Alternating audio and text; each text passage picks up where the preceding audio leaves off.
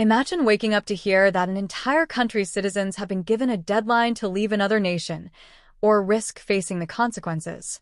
That's the explosive claim now spreading across social media, with reports alleging that Nigerians are demanding both legal and undocumented South Africans leave Nigeria by July 30th, taking all their businesses with them. The story has sparked outrage, confusion, and fierce debate across Africa.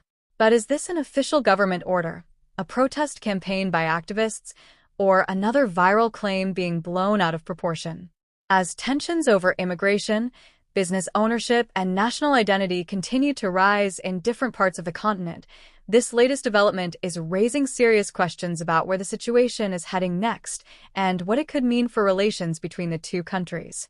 If you're joining us for the first time, make sure you subscribe so you don't miss any updates. And if you find this video informative, please like, subscribe, and share it with others. Now, let's look at what is actually happening, where these claims came from, and what has been confirmed so far.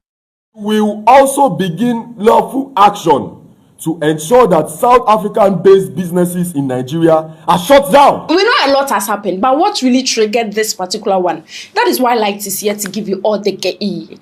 If you own a property in South Africa, it's registered. If it's a house, it's registered with the deeds register, Office of the Deeds Register. If you own a car, it's registered in the INAT system. If you own a business, it's registered with the CIPC. If you're renting offices, they're registered with landlords. But we'll be interested to know where the drug dens of Nigerians are. So they can show us where they've been holding the drugs so that we can clean the drugs in South Africa quite urgently. Those who had properties in South Africa, those properties are in the law. Informal squatter camps and informal settlements are never properties because they are illegal in the country. So you are already violating our law if you're going to tell us about a shack in some informal settlement. That's why we have also, as government, approved the PI, what is the protection of, the one that makes sure that when we evict and remove informal settlements, there's no longer going to be informal settlements built in the areas, including the evictions in the informal settlements, in line with our court judgments. So if there's no compensation that will come from government, those who leave their properties, if they are properly legally registered in the country, they can dispose of the properties in the property market in South Africa, whether it's a movable or immovable property. And we are going to seriously appreciate to be told where are the drug dens. Thank you. We are here today as the youth of this country to express our displeasure and to also express our dissatisfaction on how the government of South Africa have handled this matter. We, the young people of Nigeria, are not happy for what South Africa is doing.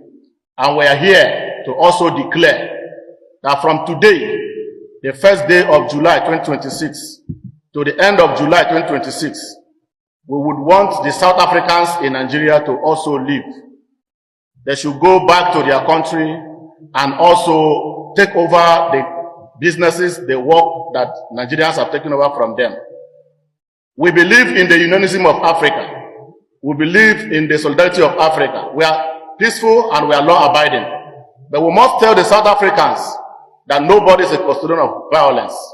Nobody is the custodian of madness. So we are also giving the South Africans from now to the end of the month to exit Nigeria with their businesses and their establishments. If not, the measure with which they treated our people in South Africa will be applied here in Nigeria. Thank you very much. We will not be traveling to South Africa, our fellow African country, looking for greener pasture, if our leaders had fixed this country and provided opportunity for young people. What are they doing in South Africa that we cannot do in Nigeria? What sort of technology, infrastructure? What sort of manpower? We are the one powering the economy. It is because we do not have the enabling environment here in Nigeria for our young people to express themselves, for businesses to thrive. That's why you see our people running. We are therefore calling on the government. The federal government should fix this country, do what is right, create an enabling environment for businesses to thrive, provide jobs for our young people. That is what can stop the Japa syndrome. Imagine a country like South Africa, country that we were giving help to in the past, over $3 million, when they were having the apartheid issues.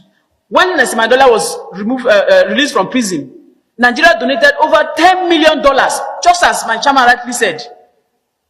We were the ones that have been sustaining them, feeding them. How come today, South Africans now have the guts to send us home? Nigerians, let's put our heads together. I'm calling on the government to fix this country so that our people can come home and have jobs to do here. So begin lawful action to ensure that South African-based businesses in Nigeria are shut down and our headquarters will be relocated to the South African High Commission in Nigeria till the South African government takes definitive, comprehensive, lasting measures against this cancer that is threatening the lives and future of Nigerians in South Africa and of the greatest and of the greatest Nigerian students.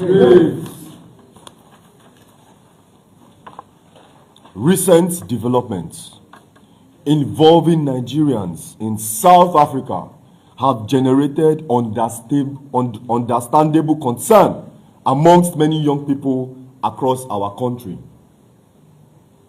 The National Association of University Students unequivocally condemns every act of xenophobia, hate speech, and violence